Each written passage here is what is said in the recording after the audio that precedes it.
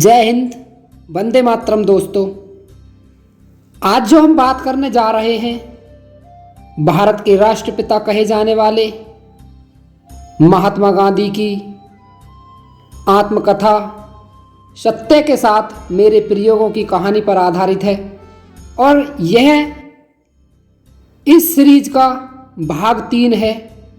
इससे पहले हमने 2 पार्ट्स यानी कि 2 भाग हम इसके देख चुके हैं। अगर आपने अभी तक उन्हें नहीं देखा है तो आप चैनल पर जाकर उन्हें देख सकते हैं या फिर इस वीडियो के डिस्क्रिप्शन में मैंने लिंक डाल दिया है, वहाँ से भी आप उन वीडियो को देख सकते हैं, जिससे आप महात्मा गांधी जी के बारे में सारी जानकारी एकत्र कर पाएंगे और उनके बारे में बहुत कुछ जान पाएंगे। तो यहाँ पर जो चल रही है ये उनकी आत्मकथा है। तो आत्मकथा में जो व्यक्ति अपने बारे में बताता है, तो जब आप वीडियो को देख रहे हैं तो आप ऐसा माने कि महात्मा गांधी स्वयं ये कहानी आपके सामने पेश कर रहे हैं। शुरू करते हैं आज का वीडियो, जिसमें आज हम देखने वाले हैं महात्मा गांधी जी का बाल विवाह। जितना भी मैं इस अध्याय को लिखना नहीं चाहूँ, मैं जानता हूँ कि मुझे इस तरह के कई कड़वे मसौदों को निगलना ही पड़ेगा। इसके अलावा कोई अन्य चारा ही नहीं है। यदि मैं सत्य का पुजारी होने का दावा करता हूँ, तब मुझे यहाँ 13 वर्ष की उम्र में हुए विवाह के वर्णन का दुखद कर्तव्य निभाना है। जिस प्रकार मैं उसी उम्र के किशोरों को अपनी छत्र छाया में देखता हूँ और फिर अपने विवाह के बारे में सोचता हूँ, तब मुझे अपने ऊपर दया आती है और उन्हें मैं अपनी पीड़ा से बचने के लिए बधाई देता हूँ। मैं अपने विचलित कर देने वाले बाल विवाह के पक्ष में कोई आदर्श विचार नहीं देख पाता हूँ। पाठकों को यहाँ कोई गलतफहमी नहीं होनी चाहिए। मेरा विवाह हुआ था, सगाई नहीं। काठियावाड़ में 2 स्पष्ट रीतियाँ हैं, सगाई और विवाह। सगाई लड़के के माता पिता की तरफ से एक पूर्व वचन है और लड़की उनके पास विवाह उपरांत आएगी। इसे तोड़ा नहीं जा सकता है। बालक की मृत्यु से कन्या विधवा नहीं मानी जाएगी। यह समझौता दोनों के माता पिता के बीच माना जाता है और बच्चों का इससे कोई मतलब नहीं होता। अक्सर उन्हें इसके बारे में बताया भी नहीं जाता। ऐसा प्रतीत होता है कि मेरी 3 बार सगाई हुई थी। यद्यपि ये मेरे ज्ञान में नहीं थी। मुझे बताया गया कि 2 कन्याएं जिन्हें मेरे लिए चुना गया था, उनकी मृत्यु हो गई थी। इसलिए मुझे लगता है मेरी 3 बार सगाई हुई। मुझे इसकी हल्की सी छवि याद है। यद्यपि मेरी तीसरी सगाई होने के समय मेरी उम्र 7 वर्ष की थी, लेकिन मुझे इसके बारे में बताया गया था या नहीं, यह मुझे याद नहीं है। इस अध्याय में मैं अपने विवाह के बारे में बता रहा हूँ, जिसे मैं बहुत स्पष्ट रूप से याद कर सकता हूँ। यह याद रखना होगा कि हम 3 भाई थे। पहले का विवाह हो चुका था। घर के बड़ों ने मेरे दूसरे भाई, जो मेरे से 2 या 3 वर्ष बड़ा था, एक चचेरा भाई जो मुझसे 1 वर्ष बड़ा था, और मैं, हम तीनों का विवाह एक साथ कराने का निर्णय लिया। यह सब करते हुए उन्हें हमारे कल्याण की कोई चिंता नहीं थी। हमारी इच्छा जानने की तो लेस मात्र भी नहीं। यहाँ प्रश्न केवल उनके अपनी सुविधानुसार और वित्तीय व्यवस्था के अनुरूप था। हिंदुओं में विवाह कोई साधारण विषय नहीं है। दुल्हन और दूल्हे के माता पिता अक्सर इसमें अपने को बर्बाद कर देते हैं। वे अपनी दौलत, अपना समय व्यर्थ करते हैं। इसकी तैयारी में महीनों लग जाते हैं वस्त्र और गहनों को बनाने और लोगों की दावत का इंतजाम करने में। हर कोई इस व्यवस्था में संख्या और विभिन्न व्यंजनों की तैयारी में दूसरे पक्ष से ज़्यादा करने को उत्सुक रहता है। स्त्रियाँ चाहे उनमें सुर हो या न हो, गा गा कर अपना गला रुंधा लेती हैं, यहाँ तक कि बीमार भी हो जाती हैं। यही नहीं, वे अपने पड़ोसियों का चैन भी हराम करती हैं। यह सब शोरगुल और हंगामा, धूल मिट्टी और दावत के बाद जो गंदगी होती है उसको शांतिपूर्वक झेलते रहते हैं, क्योंकि वे जानते हैं कि एक दिन समय आएगा जब वे भी इस तरह का व्यवहार करते नजर आएंगे। हमारे बड़ों ने सोचा कि यह अच्छा रहेगा यदि इन सबको एक बार में और एक ही समय में निपटा दिया जाए, कम खर्चा और ज़्यादा शान और शौकत के साथ, क्योंकि धन को खुलकर खर्च किया जा सकता है यदि उसे 3 बार की जगह एक बार में ही किया जाए। मेरे पिताजी और मेरे चाचा जी दोनों वृद्ध थे और हम उस पीढ़ी के अंतिम बच्चे थे जिनका विवाह होना अभी शेष था। इसी वजह से संभव है कि वे अपने जीवन का सबसे अच्छा और अंतिम समय उत्कृष्ट ढंग से मनाना चाहते थे। इन सब बातों को ध्यान में रखते हुए 3 विवाह एक साथ करने का निर्णय लिया गया और जैसा मैंने पहले भी कहा है, इन सब की तैयारी में महीनों लगे।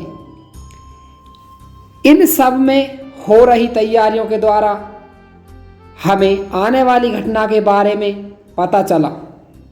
मुझे नहीं लगता कि ये सब मेरे लिए अच्छे कपड़े पहनना, गाना बजाना, ढोल धमाके, शादी बारात, भव्य भोज और एक अनजान लड़की खेलने के लिए इससे ज़्यादा कुछ नहीं था। शारीरिक इच्छाएं बाद में जागृत हुई।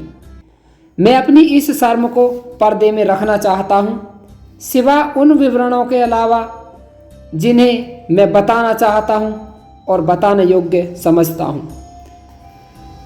उन पर मैं बाद में आऊँगा, लेकिन उनका मेरे केंद्रीय विचार या लक्ष्य से कुछ ज़्यादा लेना देना नहीं है, जिन्हें मैंने अपनी इस कहानी में लिखने में सबसे आगे रखा।